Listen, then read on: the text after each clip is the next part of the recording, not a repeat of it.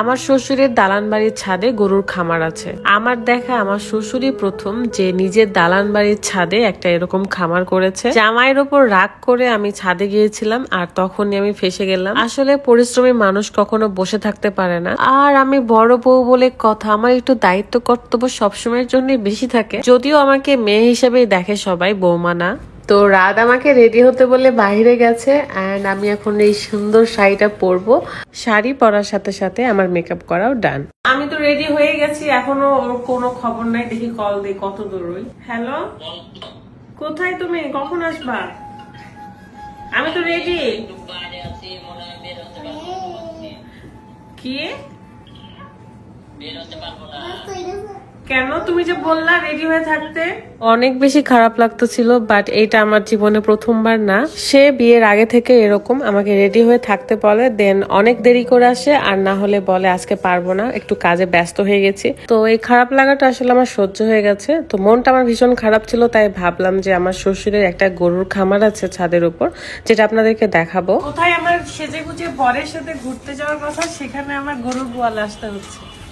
অনেকদিন ধরে দেখাবো ভাবছিলাম, বাট সময় হয়নি। আজকে সুন্দর শাড়িটা পরেছি আর সেটা নিয়ে আমাকে গোয়াল ঘরে আসতে হলো। শাড়িটা আমি নিয়েছি unique collection BD Facebook page থেকে, পেজটা ক্যাপশনে আছে। তো এইটা হলো আমার শ্বশুরের ছোটখাটো একটা খামার, যেখানে গরু, ছাগল এবং ভেড়া আছে। আসলে আমার শ্বশুর দীর্ঘ 20 বছরের মতো সৌদি আরব ছিল। দেশে বিগত 4 বছর হইলো একবারে চলে আসছে। পরিশ্রমী মানুষ কখনো বসে থাকতে পারে না। এত গরমেও আমি কিভাবে আমার স্কিনটাকে ট্যান মুক্ত রাখছি সেটাই দেখাবো। We care you Facebook page থেকে এই বিউটি পার্লার এই কম্বোটা আমি নিয়েছিলাম, যেখানে একটা ফেস ওয়াশ, ডে ক্রিম এবং নাইট ক্রিম থাকে।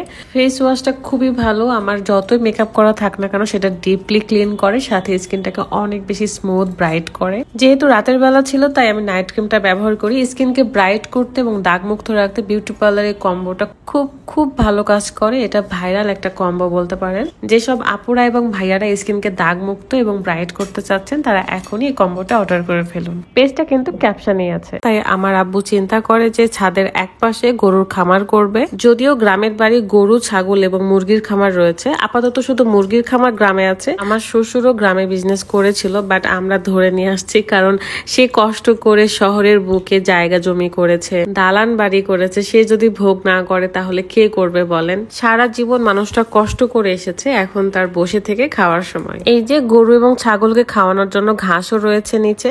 ভাবা যায় রাজশাহী শহরের দালান বাড়ির ছাদের উপর এরকম একটা গরুর খামার রয়েছে। যদিও এসব দেখাশোনার জন্য লোক আছে। আর আমার যেহেতু মন খারাপ, আমি রাগ করে ছাদে এসেছি এন্ড গরু ছাগলকে একটু দেখাশোনা করছি। একটা ভাই আছে যে দেখাশোনা করে, তারপরও আমি একটু ট্রাই করতেছিলাম আজকে। সব রকম সিজনে যেন গরুর কোনো কষ্ট না হয়, তাই সেভাবে সেফটি দিয়ে সবকিছু বানানো আছে। আর আমি সুন্দর শাড়িটা পরে কত কাজ করছি। গ্রামে আর শহরে গরু এবং ছাগল পালার সিস্টেমটা পুরোটাই ডিফারেন্ট। যেমন ধরুন গরু ছাগল গ্রামে ঘুরে বেড়াতে পারে, বাট শহরে তো এই গরুগুলো বের হতে পারে না, একদম ছাদে আছে। তাছাড়াও গ্যারেজ থেকে গরুর খাবার তুলে নিয়ে আসা হয়। একটা মেশিনও আছে খড় কাটা, সেটা একটু পরে দেখাবো। তার আগে ছাদটা একটু পরিষ্কার করে নি, কারণ দেখছিলাম যে অনেক নোংরা ছিল।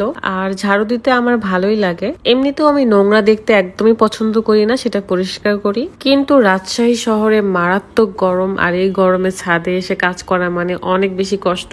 আমি তো পুরা ঘেমে গেছি, তার মধ্যে শাড়ি পরে আছি। কি আর করবো, আমার বর তো আর ঘুরতে নিয়ে গেল না, তাই আমার শ্বশুরের গরুর গোয়ালের কিছু কাজকর্ম করতেছিলাম। অনেক বেশি গরম গাইস। এই তো পানি দিয়ে ভাইয়া গরুর গোবরটা পরিষ্কার করছিল, বাট গ্রামে কিন্তু গোবর জ্বালান হিসেবে ব্যবহার হয়, আর এখানে পানি দিয়ে ধুয়ে ফেলা হয়, এটাই আসলে পার্থক্য। তো গ্যারেজে চলে আসলাম, এসে দেখি রাতের 2টা বাইকে এখানে পড়ে আছে। মানে কখন কি চালায় রাত নিজেও জানেন না। এখানে খড়ের একটা গাদাও ছিল, যেখান থেকে ভাইয়া খড়গুলো এখন কাটবে। এটা হলো খড় কাটার মেশিন। ভাইয়া এখানে ঘাসও কাটে। আমি এটাই দাঁড়িয়ে দাঁড়িয়ে দেখছিলাম। রেগুলারই কাটা হয়, বাট আমি কখনো এসে এইসব দেখি নাই, কাজও করি নাই। আজকে একটু ভাবলাম যে নিজের হাতেই করি সবকিছু। তো এটাই হলো সিস্টেম আমাদের বাসার গরু পালার। তারপর হাত মুখ ধুয়ে খাওয়া দাওয়া করে ভাবলাম যে একটু পার্কে যাই। আমাদের বাড়ির পাশে একটা পার্ক আছে, শিশু পার্ক। তো সেখানে গেলে হয়তো বা কিছু সুন্দর সুন্দর ছবি আর ভিডিও তুলতে পারবো, কারণ এত সুন্দর শাড়ি পরেছি, সাজুগুজু করেছি।